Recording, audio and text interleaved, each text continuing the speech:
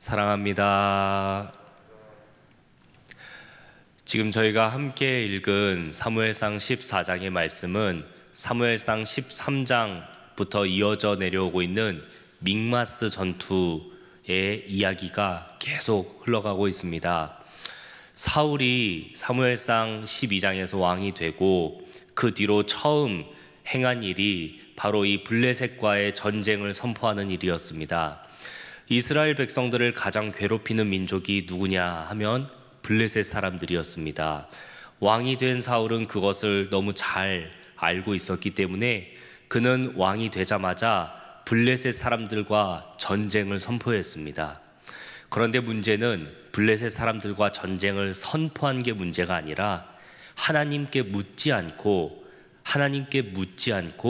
전쟁을 선포했다는 것입니다. 왕이 되었을 때 백성들의 마음을 사기 위했던 그의 욕심이 앞섰던 것 같습니다.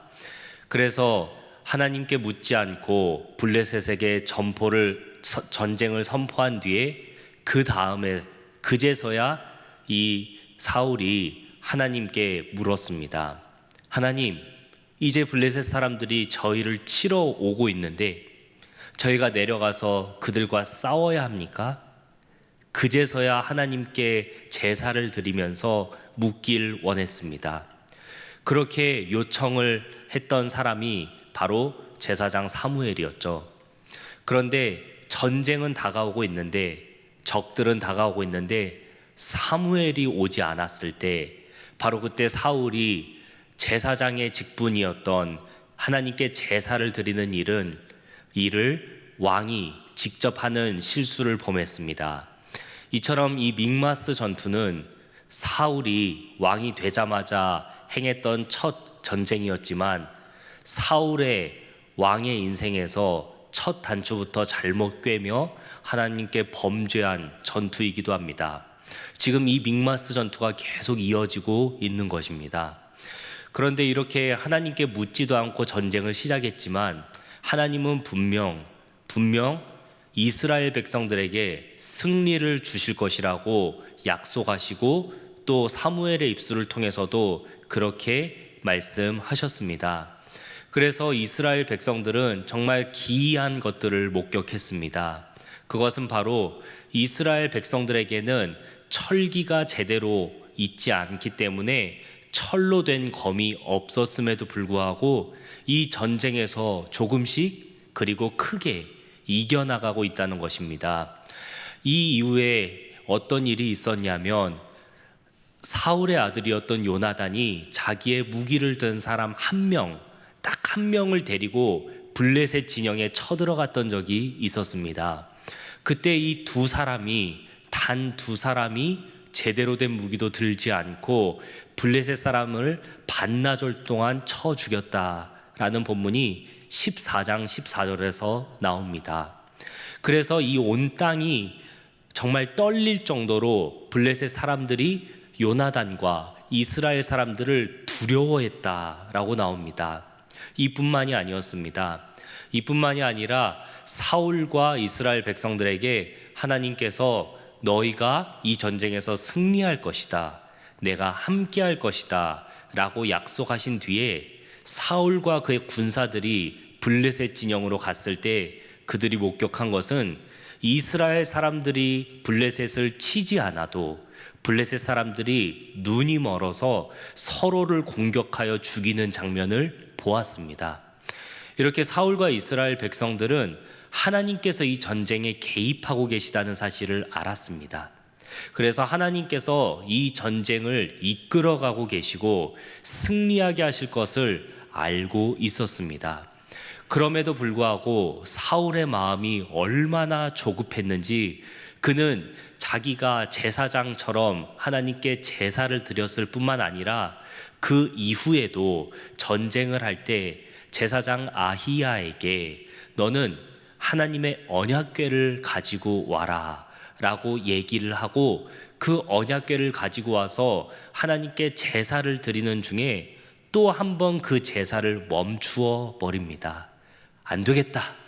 지금 제사를 드리는 게 중요한 게 아니라 나가서 전쟁을 해야겠다라고 하면서 하나님께 드리던 제사를 직접 멈추어 버릴 정도로 사울은 자기 소견에 옳은 대로 행동을 계속해서 이어나갔습니다. 그런 중에 저희가 오늘 함께 읽은 이 본문에 사울의 조급함이 극에 달하는 순간이 등장합니다. 하나님께 제사를 올려드리던 것을 멈추어 버린 사울은 안 되겠다. 내가 직접 나가서 우리의 원수들, 아니 나의 원수들을 공격할 것인데 내가 이 원수들을 다 죽이기 전까지 너희 백성들은 입에 어떤 것도 대지 않겠다고 맹세하라고 백성들에게 강요합니다. 사울 왕이 강요를 하니 백성들이 얼마나 두려운 마음을 갖고 맹세를 했겠습니까? 그래서 맹세를 하고 나서 전쟁에 나갔는데 전쟁에서 승리하였지만 이 백성들은 승리할 때마다 기쁜 게 아니라 피곤했습니다. 승리할 때마다 이 먹지 못해서 생기는 허기짐 때문에 얼마나 피곤하고 지쳤는지 모릅니다.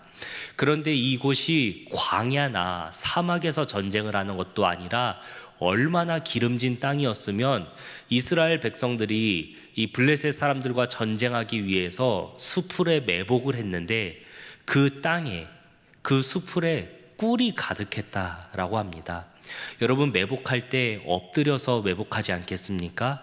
땅에 엎드려져서 수풀에서 숨어 있는데 내 코끝에 꿀 향기가 진동한다면 얼마나 괴롭겠습니까?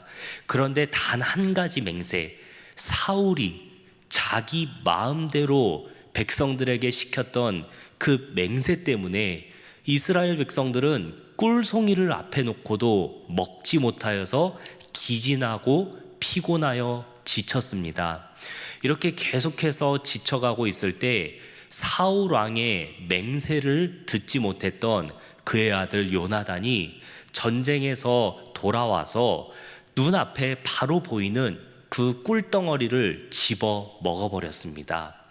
전쟁에서 너무 기진맥진했는데 꿀덩어리를 한 입 먹자마자 요나단의 눈이 밝아졌다라고 성경이 기록하고 있습니다. 얼마나 그 꿀송이가 달았는지요. 얼마나 이 꿀송이가 요나단에게 힘이 되었는지요. 그래서 요나단은 이 꿀송이를 맛있게 먹었는데 사람들이 요나단을 보고 깜짝 놀랐습니다. 왜냐하면 요나단이 먹은 꿀송이는 바로 그의 아버지였던 사울이 저주를 내렸던 물건이기 때문이죠. 누구든지 입에 음식을 대는 사람은 저주를 받을 것이다 라고 얘기했는데 그때 사울이 무엇을 가리키면서 저주를 했겠습니까? 땅에 가득한 눈에 선이 보이는 그 꿀송이를 가리키면서 저주하지 않았겠습니까? 그런데 그 꿀을 사울의 아들이었던 요나단이 덥석 집어 먹어버린 것이죠. 그러니까 이 백성들이 깜짝 놀라서 요나단에게 당신의 아버지 사울이 우리에게 맹세를 시켰는데 전쟁이 다 마칠 때까지는 아무것도 먹지 못하리라 말씀하셨습니다. 그것을 어기면 저주를 받을 것이라 말씀하셨기 때문에 우리가 지금 이렇게 피곤해하고 있는 것입니다. 그런데 이런 이스라엘 백성들의 얘기를 들은 요나단이 어떻게 반응합니까? 보통 아버지가 내린 명령, 왕이 내린 명령이라 하면 깜짝 놀라거나 아이고 왕이시여 제가 잘못했습니다. 제가 왕이 내린 명령을 알지 못했습니다. 저를 용서해 주십시오 라고 반응을 하는 것이 마땅하지 않겠습니까? 그런데 요나단은 다르게 반응합니다. 요나단은 자기 생각을 이렇게 얘기합니다. 우리 아버지가 너무 모르는구나. 이 꿀송이 하나만 먹어도 이렇게 내 눈이 밝아지고 힘이 나는데 우리가 블레셋에게 노력한 그것을 우리의 임의대로 우리 마음대로 제한 없이 먹었더라면 우리가 이 전쟁에서 얼마나 더 크게 승리할 수 있었겠느냐라고 이스라엘 백성들에게 자기 생각을 얘기합니다. 그런데 이 요나단의 자기 생각을 들은 이스라엘 백성들의 반응이 정말 충격적입니다. 이 한마디의 말이 다 끝나자마자 백성들이 짐승떼에게 달려갑니다. 짐승떼에게 달려들어가서 소와 양과 송아지를 그 땅에서 찢어 죽이고 그 피가 가득한 그 생고기를 그째로 먹습니다. 그들이 얼마나 배고팠는지가 충격적인 게 아니라 이 요나단의 한마디, 우리가 의무로 먹었더라면, 우리 마음대로 먹었더라면, 자유롭게 먹었더라면 훨씬 더 큰 승리를 쟁취할 수 있었을 텐데 라는 이 한마디가 이 백성들의 눈을 멀게 만들어서 하나님께서 이스라엘 백성들에게 엄히 말씀하셨던 절대로 고기는 핏째 먹지 말라고 하셨던 그 율법을 어기게 만든 것입니다. 사랑하는 여러분, 이 믹마스 전투를 계속해서 보면 이스라엘 백성들이 하나님 앞에서 얼마나 자기들 마음대로 행동하는지를 잘 볼 수 있습니다.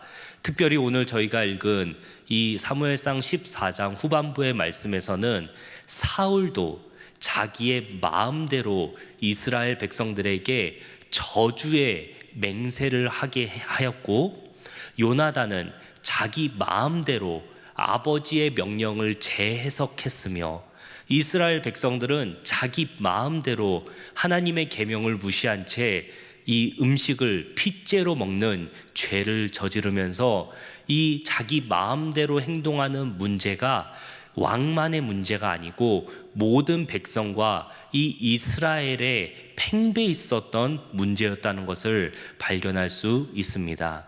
저는 이 말씀을 어제 묵상하면서 정말 많이 두려웠습니다. 왜냐하면 사울이 나쁜 마음으로 이 맹세를 시켰겠습니까?